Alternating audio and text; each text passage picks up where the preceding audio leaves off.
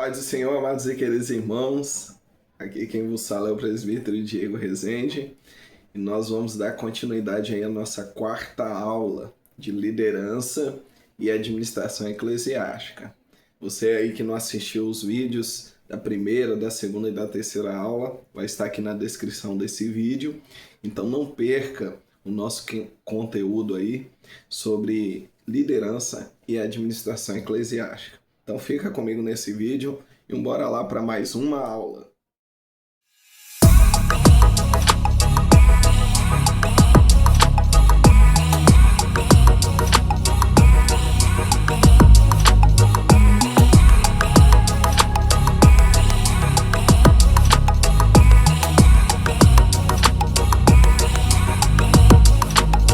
Como é que o Senhor prepara líderes? Como Deus é onisciente, onipresente, onipotente, presciente, preexistente, Ele conhece o passado e o futuro, assim como Ele conhece o presente.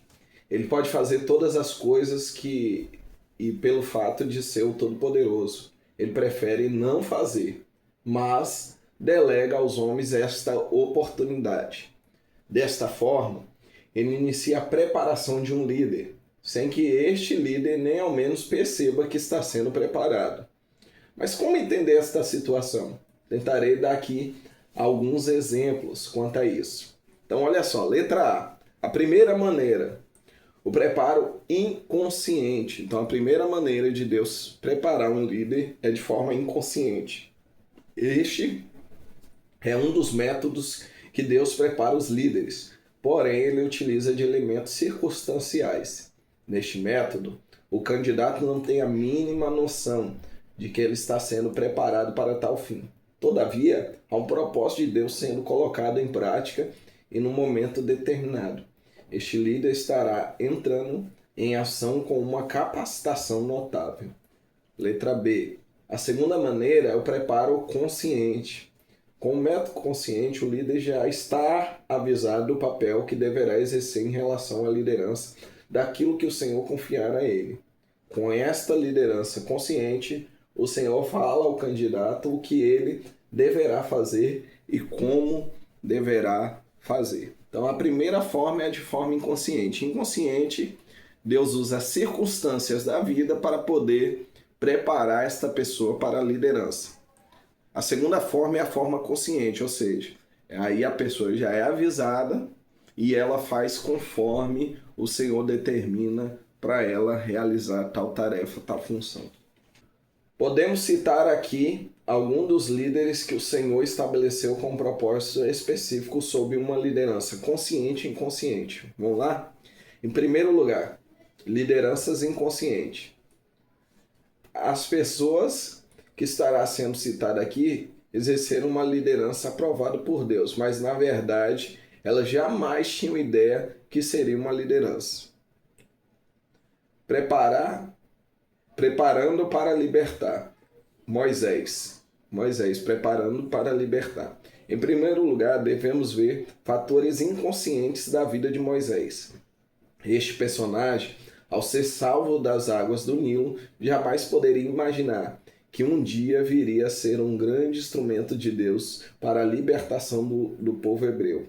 Quando sua infância foi substituída pela fase adulta, ele nem sequer entendia que tudo o que lhe aconteceu ainda acontecia de uma faculdade silenciosa para liderar um povo que fazia parte de sua inconsciente genealogia. O futuro recente, que lhe reservava um golpe fatal, seria o passaporte para que ele saísse daquela terra, indo para outra faculdade que lhe daria todos os requisitos necessários para executar uma missão inimaginável, libertar os hebreus da terra egípcias. Então olha só, ele teve a fase da inconsciência quando estava sendo preparado na faculdade do Egito e também no deserto de Midian, para depois ele receber a mensagem de Deus que seria o libertador do povo. A fase da consciência, estando ele após 40 anos distante de sua antiga vida e de seu povo, o Senhor lhe apareceu colocando diante de seus olhos o que realmente deveria ser feito. Esta liderança, ao princípio, trouxe para Moisés um espanto descomunal. Mas, como Deus já possuía um projeto definido, todos os obstáculos foram removidos, pois Deus estava no controle de tudo na vida de seu líder. Então, olha só, Moisés teve dois momentos: a forma inconsciente e a forma consciente de liderar. Deus preparou ele de forma inconsciente no Egito e no deserto de Midian, e depois de forma consciente, quando ele avisa, aparece para ele e avisa a tarefa que deveria ser executada. Vamos lá, segundo exemplo aí, Davi, a preparação inconsciente. Enquanto o jovem Davi vivia nos campos apacentando o rebanho de seu pai Jessé, para ele tudo estava indo normalmente. O deserto, ou seja, a solidão não era um problema, pois ele tinha companhia agradável de suas ovelhas. Mesmo que, tempo em tempo, alguns desafios nas após de leões e ursos tentassem tirar sua paz, ele já possuía habilidade para conter esses impasses e continuar sua trajetória. São nos momentos mais atípicos de uma liderança de verdade tem seu destaque. Davi jamais imaginaria que seu rebanho aumentaria e se transformaria em um rebanho humano. Então, quando Davi estava ali sendo treinado, defendendo o urso e o leão, ele estava sendo preparado de forma inconsciente para um rebanho maior que um dia ele lideraria. A fase da consciência, em um dia e em outro qualquer, Davi foi convidado para participar de um banquete. Até então jamais tinha sido convidado. Ele poderia até recusar esse convite, pois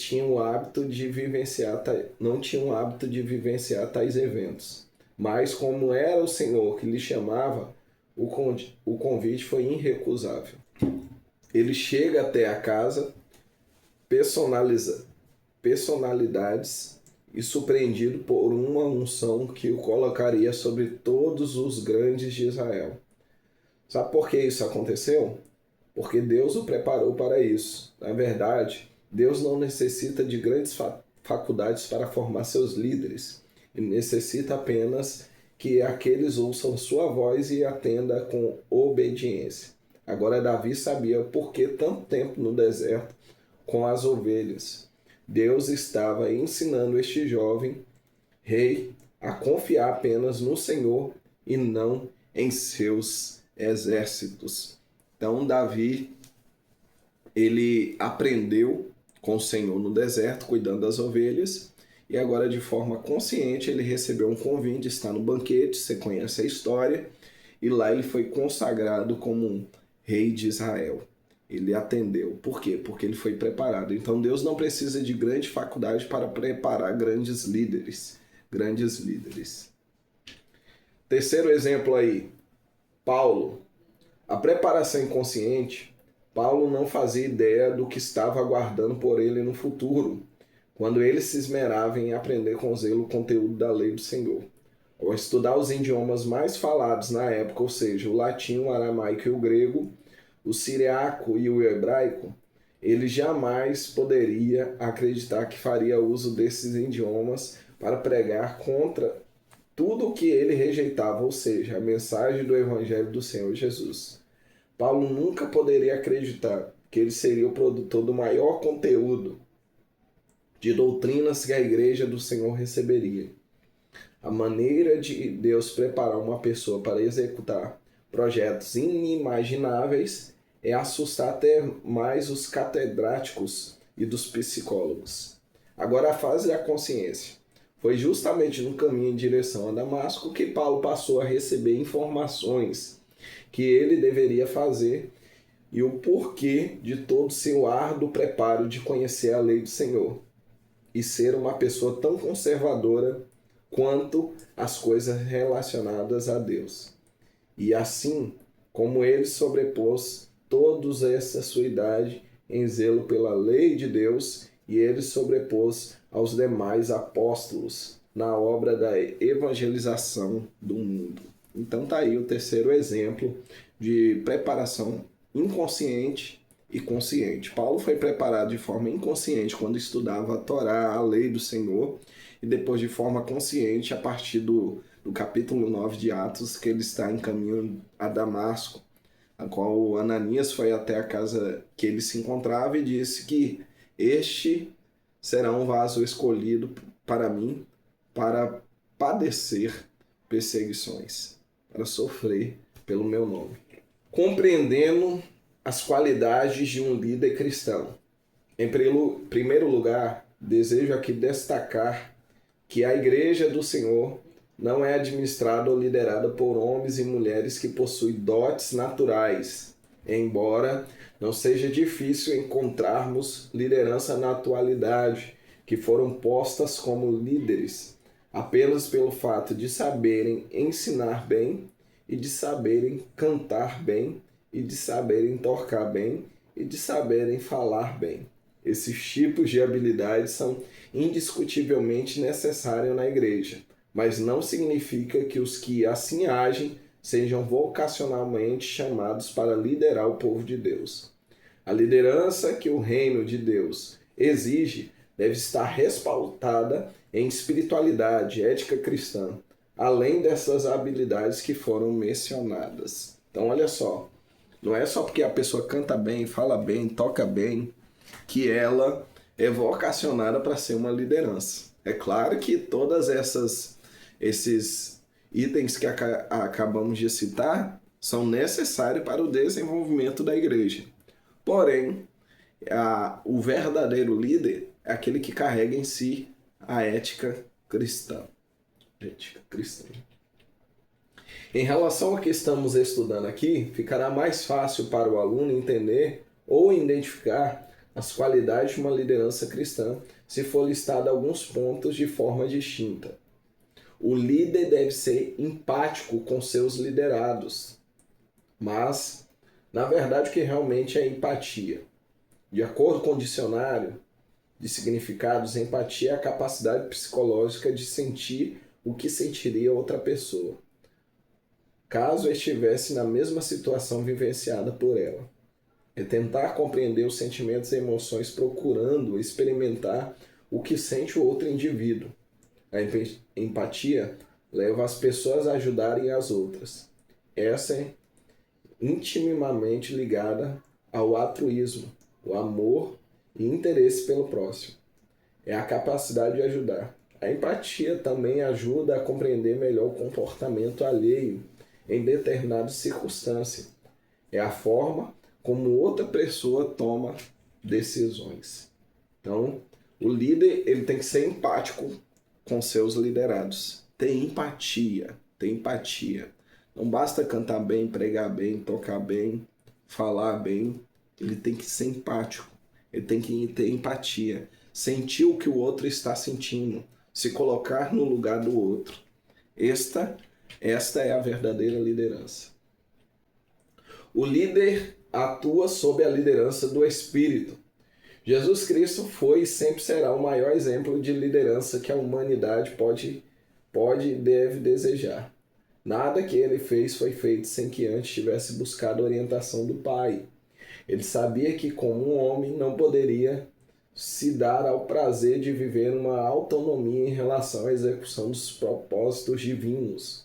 Os líderes que são colocados na igreja deveriam seguir de forma indiscutível este exemplo, para que os planos de Deus possam ser realizados como foram idealizados. Então, uma liderança deve atuar conforme sobre a liderança do Espírito Santo. Uma liderança deve atuar sobre a liderança do Espírito Santo, ou seja, o líder deve ser liderado pelo Espírito Santo de Deus e fazer essa vontade e executar essa vontade e seguir essa vontade. O líder deve conservar os projetos de Deus. Não é difícil nos depararmos com pessoas que declaram ter abandonado algum tipo de projeto. Também não é difícil nos depararmos com esse mesmo desejo. Todavia, quando uma liderança é constituída sobre a vontade do Senhor, os obstáculos são oportunidades que exercitamos uma vida de oração, sempre acreditando que o Senhor está acima de todas as intempéries que possam surgir. Agindo assim, o líder estará conservando os projetos de Deus para a sua vida. Então o líder deve conservar os projetos de Deus para a sua vida. O líder deve ser exemplo de mansidão e humildade. Mansidão e humildade são dois elementos que revelam características de uma pessoa. Em certos estudos sobre este assunto, podemos encontrar diferentes gritantes em questões de opiniões e ideias. Destaque que, entre a humildade e a mansidão, a diferença existe está justamente na atitude que o sujeito exibe entre uma pessoa e sua própria pessoa. Exemplo, a mansidão é uma qualidade que o indivíduo exerce para com os outros. A humildade é algo que este indivíduo exerce para consigo mesmo. Então, como nós falamos na aula anterior, mansidão e humildade também é uma das características do líder. Mansidão é aquilo que eu exerço em questão ao meu próximo, ao outro. Humildade é aquilo que eu exerço dentro de mim, individualmente, comigo mesmo. Isso é humildade. O líder deve ter integridade e sabedoria dos céus. Podemos dizer que chegamos ao final deste assunto sobre as qualidades de um líder. E não poderemos finalizar esta parte do estudo sem que mencionássemos essas duas qualidades de uma liderança eficaz: integridade e sabedoria. Não são poucos os exemplos nas Escrituras Sagradas nos que reserva sobre o que estamos comentando. Todavia, gostaria aqui de elucidar um personagem como exemplos. Neemias. Este personagem teve uma atuação que serve de exemplo para aquele que deseja ver o sucesso ministerial ser uma realidade que pode mudar a história do seu povo. Imaginamos que Deus preparou um homem que entra na história das Escrituras Sagradas servindo um imperador, apenas como um mero copeiro, e finaliza sua participação como uma das mais brilhantes lideranças. Neemias foi o responsável pela reconstrução dos muros e portas que protegiam o Templo de Jerusalém. Na verdade, sua atuação incorporou a reconstrução da cidade de Jerusalém. Em pouco tempo, Neemias fez o que para muitos seria impossível. Mas qual o segredo de tamanho sucesso? Então vamos ver aí a integridade e a sabedoria de Neemias, esse exemplo aí de liderança. Letra A. Em primeiro lugar, devemos entender que não foi Neemias quem escolheu ser uma liderança em uma missão tão importante. Na verdade, ele não tinha nem a devida noção do que estava destruído e como deveria ser reconstruído. A única coisa que Neemias sabia fazer era servir ao imperador, livrando de algum tipo de envenenamento. Todavia, ser o copeiro do rei não era um cargo qualquer. Para realizar esta tarefa, deveria ser alguém que, acima de tudo, tivesse adquirido confiança no imperador. Letra B. Em segundo lugar, Neemias era alguém que vivia uma aproximação do imperador, que, em seus dias, era uma harmonia para poucas pessoas. Desta forma, ele tanto conhecia segredos confidenciais do imperador, como poderia dar conselhos em algumas circunstâncias favoráveis.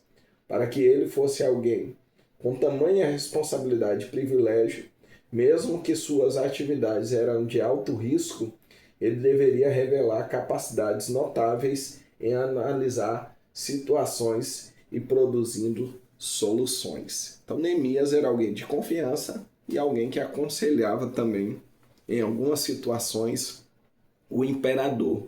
Por quê? Ele tinha informações confidenciais do seu imperador. E para isso precisava o quê? Integridade e sabedoria. Integridade e sabedoria de Neemias, para poder depois ele se tornar esse grande líder que reconstruiu os muros de Jerusalém e as portas.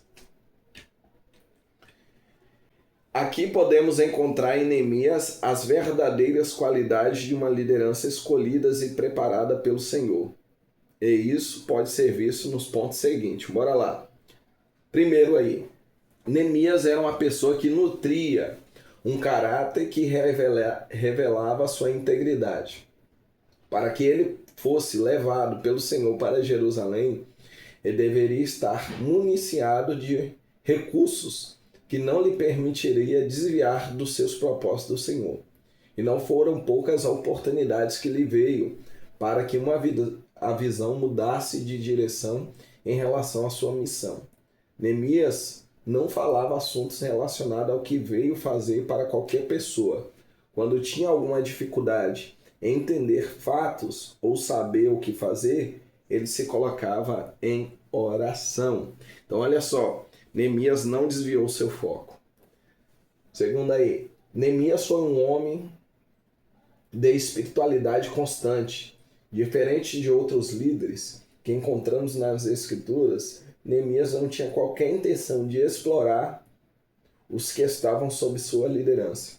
Enquanto os líderes que estão registrados na história aproveitavam-se de suas autoridades para extorquir o povo, Neemias os exortavam a socorrer os que menos tinham. Ele foi bem sucedido em tudo o que fez, pois a sua autoridade estava estribada em sua integridade. Integridade primeiramente direcionada ao Senhor e depois aos que estão sobre a sua responsabilidade. Então Neemias não extorquia, mas ajudava os menos favoráveis. Neemias possuía algo de alto valor, testemunho ilibado. O líder precisa entender o valor de uma vida composta de integridade e atos corretos. Para quem tem esta chamada, algo que jamais pode sair da sua mente é: liderança é um produto de exemplos. Aprendemos que a liderança deve uma vida de integridade. O que o líder declama deve estar alinhado com o que ele vive.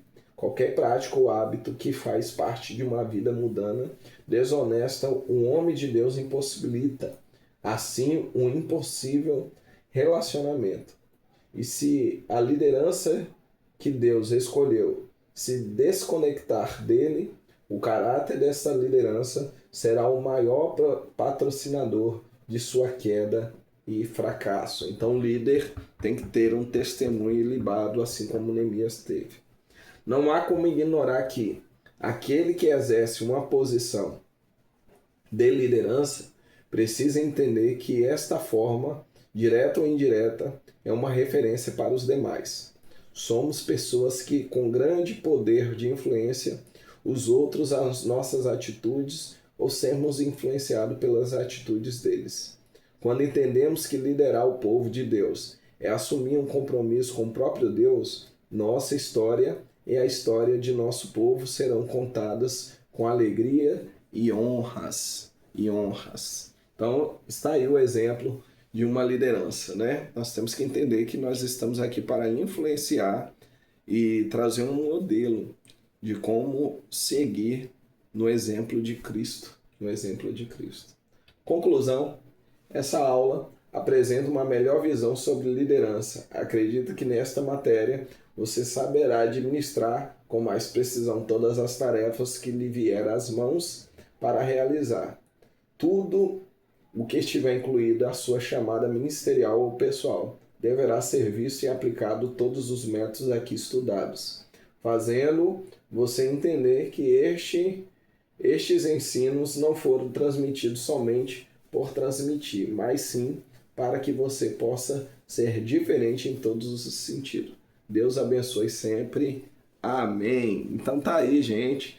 Esta daí foi a nossa 4ª aula de liderança e administração eclesiástica e ficamos aqui, né? É um curso básico de teologia e nós estamos aqui para, da melhor forma, introduzir o assunto e que você venha cada dia mais aprofundar mais, minerar mais esse assunto, se aprofundar, se mergulhar cada dia mais nos conteúdos da Palavra de Deus. Aqui é somente a direção para que você possa cada dia mais aprender da Palavra de Deus. Para quem ainda não se inscreveu no canal, se inscreva aí, comente, compartilhe esse vídeo. Para quem gosta de aprender da Palavra de Deus, assista, comente. Nossos alunos aí que estão a cada dia aí participando das aulas, não perca os conteúdos que virão né, adiante. O próximo módulo, nós vamos falar de teologia e bibliologia. Nossa próxima matéria será teologia. Então fica conosco aí, compartilhe o nosso vídeo, se inscreva também nas nossas redes sociais. Você vai estar abençoando cada dia mais o nosso ministério. Deus abençoe. Shalom. Até a próxima aula.